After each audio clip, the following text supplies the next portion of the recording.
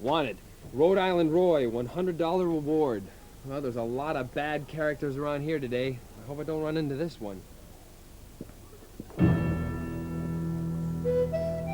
Roy the Rhode Island Rooster was the terror of the town. He was big, he was bad, and he was ugly. When Roy came into town, all the kids were kept at home. All the layabouts laid low, and all the bullies backed off. Even the sheriff shut up shop. As soon as Roy was hatched, you could see he was different. He was by far the ugliest fowl in town. Everyone was rude to him and pushed him around, so Roy learned to fight first and to talk later.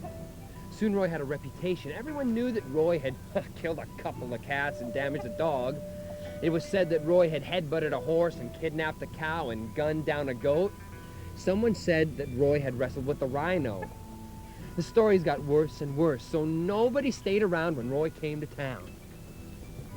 It wasn't easy. Every time a big-headed bantam or some turkeys looking for trouble came to town, they soon heard about Roy. They were never happy until they picked a fight. Roy knew they were only looking for trouble, but what could he do? Roy couldn't run back to his ranch or hide behind his horse or beg them to leave him alone. Roy had his reputation to keep up. So Roy kept on fighting. Roy had wrestled more roosters and chased more chickens out of town than you've ever had roast dinners. He had even, I'm sorry to say, drunk more turkeys under the table and won more bets to see who could curse the worst. Roy was a thoroughly bad lot. Mothers told their children, "You'd better be good or Roy the Rooster will get you." but the fact was, Roy was not a happy rooster. His was a lonely life.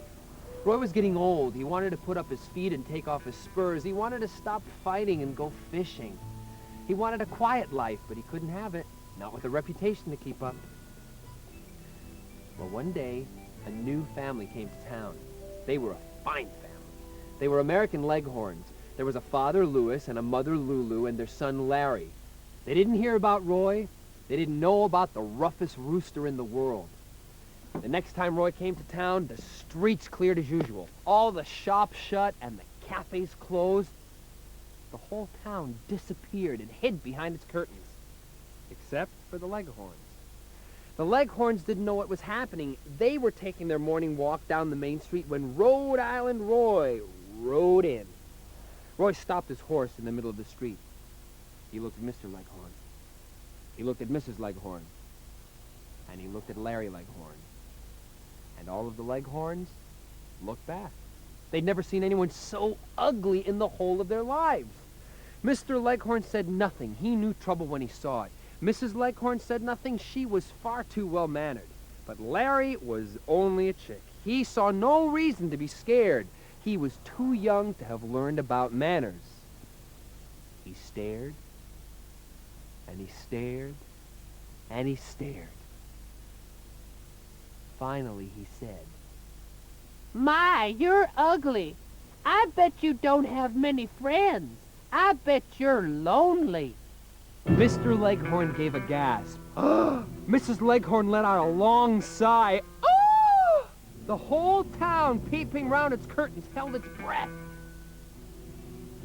You could have heard a feather drop. Softly, very softly, there was the sound of crying.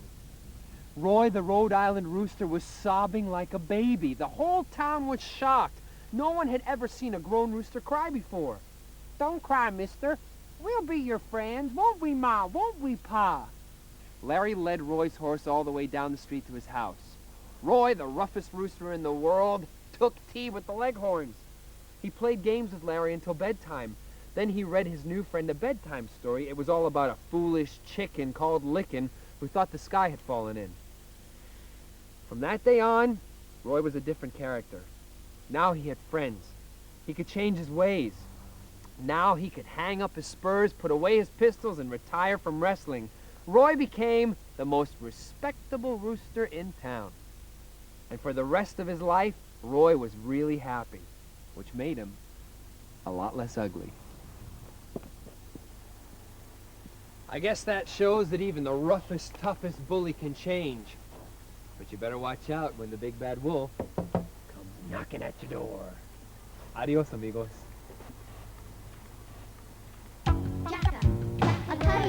story.